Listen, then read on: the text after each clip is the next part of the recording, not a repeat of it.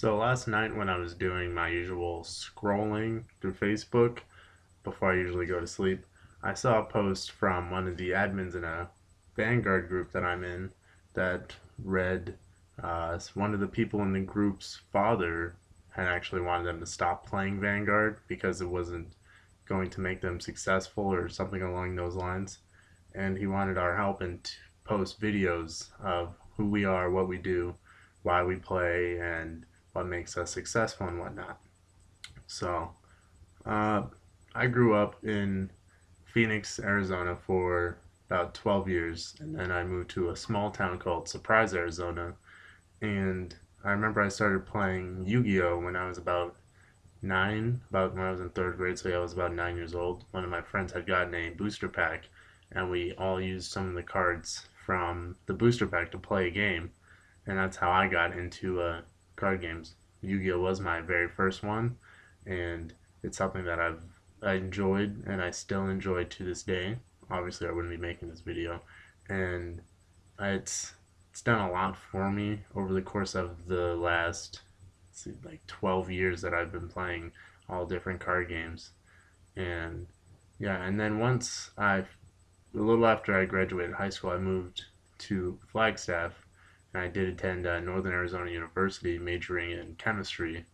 And I know a lot of people, they always ask me, why chemistry? Why would you do that to yourself? Well, chemistry is something that I enjoy, and I find it fun, so that's why I decided to major in chemistry. And all the way through, I've been playing card games, and I know I don't want to be like cheesy and say, it helped me learn the value of friendship, but I did meet some pretty cool people with the card games, and because we played card games, we found out that we had a bunch of common interests, and card games was what sparked the initial friendship.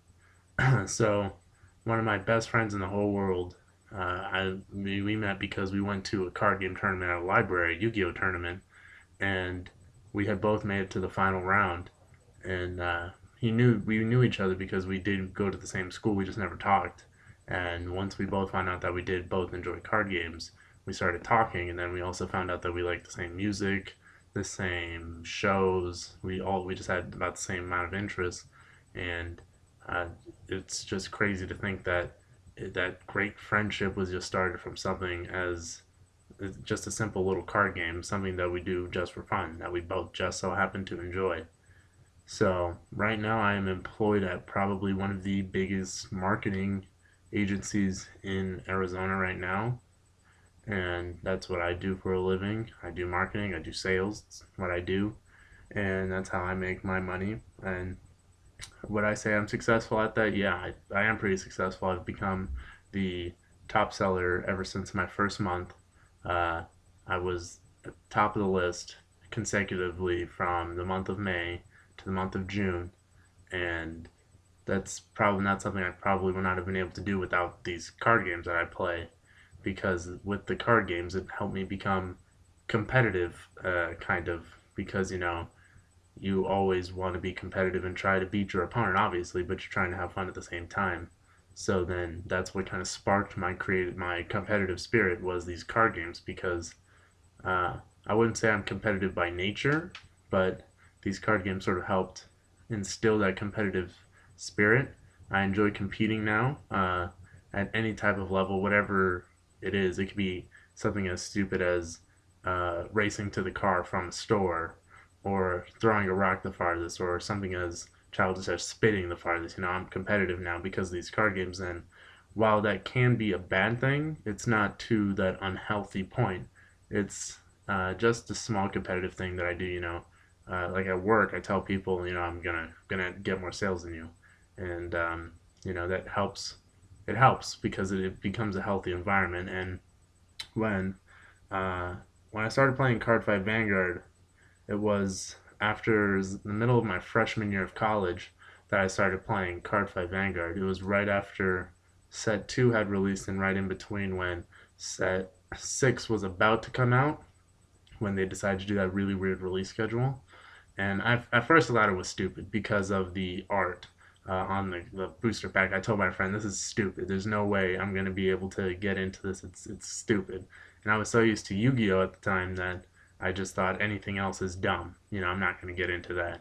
But I got my first card, which was a Royal Paladin card. It was Little Sage Marin, and just after I got that card and I bought a few booster packs, I actually saw that, I really like this game. It's really fun. It's not too hard to pick up. And while it does have that luck factor, there's also that skill portion of it. So where it is easy to lose based on luck, but that's not the only thing that would factor into your loss, would just be the luck.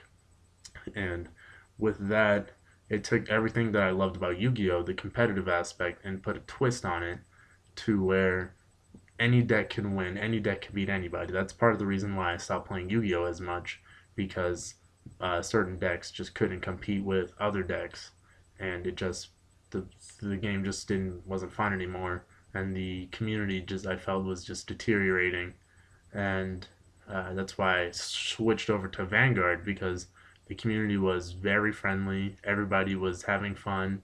Nobody cared which deck was best, and everybody played their own things. Like, uh, I know the post also said to give a shout out to your favorite clan, and mine is definitely a tie between, and I know I'm gonna get a lot of hate, but bear with me, between Royal Paladin and Gold Paladin. And I know that a lot of people are already booing, but whatever. Those are my clans. That's what I love to play. I've loved to play Royal Paladin since day one, since King of Knights Alfred. Since I saw that card, it was one of my favorite clans, hands down. And then when I got up to Gold Paladins and I played Incandescent Lion Blonde Ezel, and that became one of my favorite cards again. And that clan, I just felt it synced with me. It just seemed like my type of play style. And with this game, I was able to not only learn how to be competitive and push myself in a work environment, but I'm also able to make long-lasting friendships with people that I've been friends with people for coming on 7 years now, since my freshman year of high school, and even then we're still friends. We still talk to this day. We still hang out. We still play these card games, and that's the reason why we started to hang out in the first place. But that's not the only reason we hang out now, because we did find out that we do have other similar interests, and we enjoy each other's company. We enjoy the competition that we have, and we do, and it's all because of these card games that we started to play. Now, if you think that it's not going to be useful to them later on, I mean, that's why these card games they're a hobby. We're not using them to make a living. We're not trying to use these card games to provide for ourselves. We're playing these card games because we enjoy them. I mean, it's the same thing when parents try to push their kids to play sports, because it'll get them outside, it'll get them to do something, it'll make them friends and such. Well, these card games do the exact same thing. It's just a different type of hobby. It's a different type of friends that you will make, and it is a different environment altogether, but it still has the same benefits. You learn to compete. You learn all different kinds of skills. If I didn't play Yu-Gi-Oh, I wouldn't be as good at math as I am right now, with all the numbers you have to add and all the things that you do have to think about. It's helped my mind develop, because in Yu-Gi-Oh and in Vanguard and in any other card game, Magic, Buddy Fight, Kaijudo, what have you, you do have to think ahead of your opponent. So in a way, it is like chess. So you do have to think about your moves ahead of time, and so that does help your mind develop, because it does help you sort of prepare for things before they actually happen. And that's what it's taught me, to think ahead of what the reaction will be, and all the different moves I can make to make a certain result that I want to happen. So that's why I love to play these card games. It teaches you a lot of things: math skills, strategy skills. It gives you a whole load of fun. You make a lot of friends, and you know these card games are meant to just have fun. They're not meant to make you successful. Uh, they're not meant to provide you with the means to provide for yourselves. And I mean, it's just there for the fun.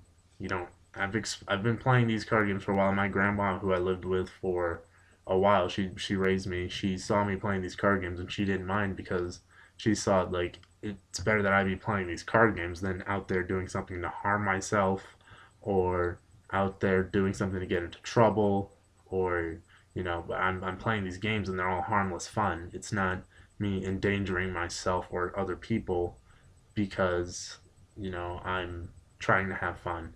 With these, we're not harming anybody. The only things we're harming are the units that unfortunately do get retired and sent to the drop zone.